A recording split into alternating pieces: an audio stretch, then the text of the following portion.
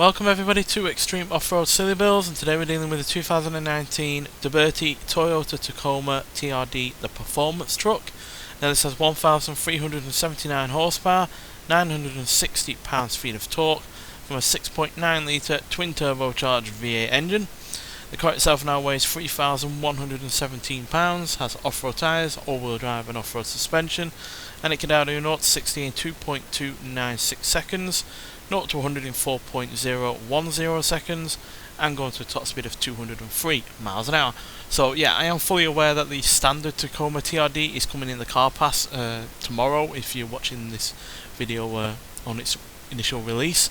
So yeah, basically I just wanted to see what a drift orientated version of it can do in off-road settings. So yeah, and obviously we will take the standard Tacoma in an upgraded form on this course as well at some point, but firstly I always review a car like that to go off the bat with it being released newly released. So yeah, excited to see what this can do, because stat wise it's pretty damn good. The handling and the braking are really rather good for a car of this type.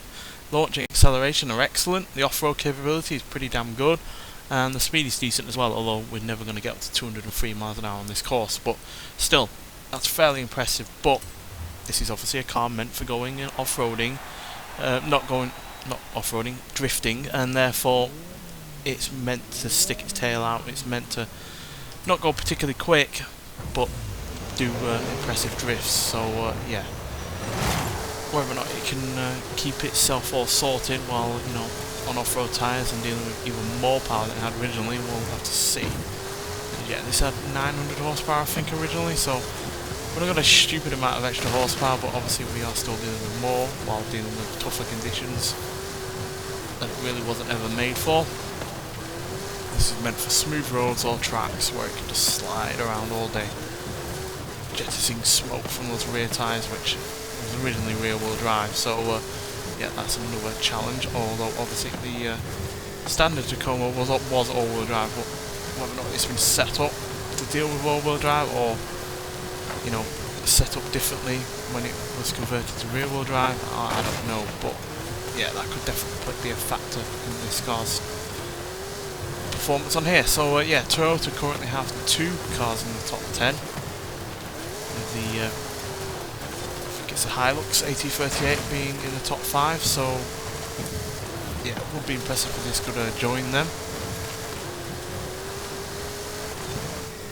And I am counting this as a Toyota, even though I'm going to call it Deberti as well, because that's just the aftermarket aspects. It's still a Toyota in terms of the way it looks, even with all of the paint and the additional body modifications. It is still looking somewhat like a Toyota Tacoma.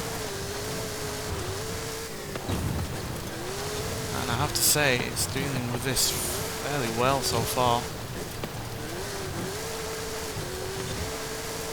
Also be surprising to see what it can do in comparison to that Nissan in the previous episode, which I'm not a particular fan of in terms of its stock performance and the way it drives in stock form, but that was extremely impressive in terms of how quick it was on this series. So yeah, let's see if a drift off-road truck can do just as well. Bouncing around a fair bit there.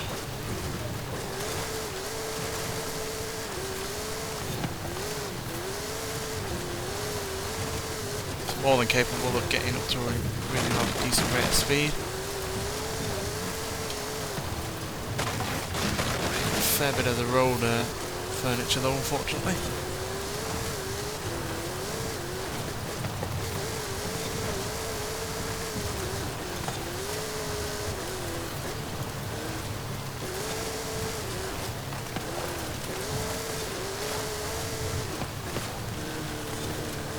Bit of understeer, but nowhere near as much as I expected. It's got more weight up front than the standard Tacoma would. A much larger engine and the like.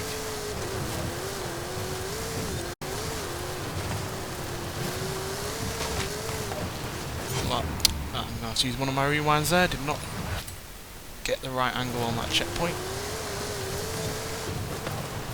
Never mind, we're right at the end anyway, so I'm not going to use the other two up anyway.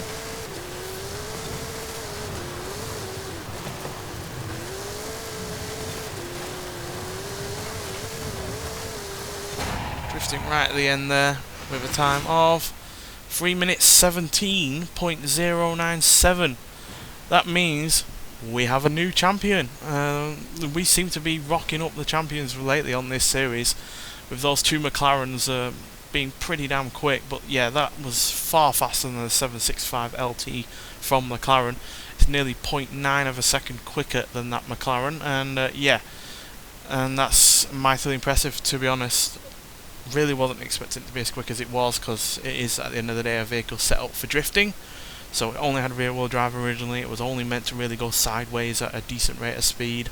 But yeah, to convert it into this off-road version with all-wheel drive, the big fat tyres and the off-road suspension, and 479 extra horsepower or thereabouts, means that I was not anticipating this to be as quick as it was, especially since it's quite a large vehicle still weighs more than 3,000 pounds, and yet it's beating something that's far more agile and far more faster in a straight line than this. So yeah, mightily impressive, to be honest. Maybe it's the fact that it's an off-road truck now, rather than the McLaren, which is still a hypercar at the end of the day, whereas this, with its higher ground clearance, is probably going to suffer a little less into the jumps and the bumps and the off-road stuff. But yeah, to beat that McLaren when that was hilariously quick, it beat the Mustang Mach-E by a good few seconds, is yeah, mightily impressive. So I am looking forward now to seeing what the standard Tacoma can do. Granted, I'm not expecting it to be as quick as this, but if it can be as quick as the 4Runner or the Hilux, then yeah, that'll be a good showing from Toyota, quite frankly. Nonetheless, thanks for watching, and I'll see you in the next one. Bye.